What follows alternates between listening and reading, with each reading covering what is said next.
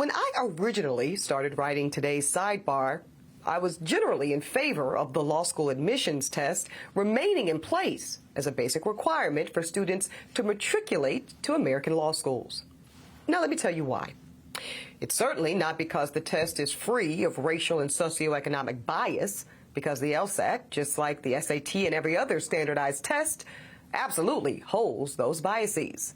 And it's not because I'm a personal fan of the test, and it's absolutely not because I enjoy taking the test during my own journey to law school, because I can assure you, I did not.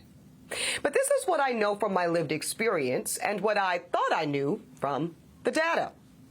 The more we remove and lift standard, objectively measurable means to access admissions to academic opportunities in America, I feared that more black students might find themselves left out in the cold. But you know what they say? When you know more information, you can make a different decision. And after all, a woman always reserves the right to change her mind. Today, we had a very special guest, Joseph K. West, and he made some really important points, and he used empirical data to do so.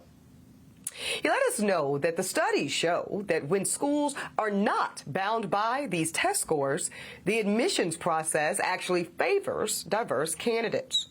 And while there are strong arguments on both sides of this issue, what we know for sure is this, that black lawyers in America have never made up more than 5% of the entire legal profession.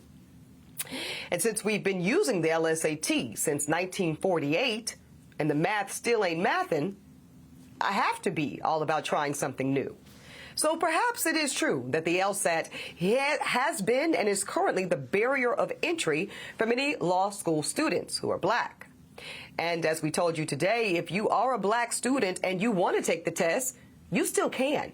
And if you get a high score, you can absolutely submit that high score with your application packet and presumably help yourself stand out amongst the other candidates.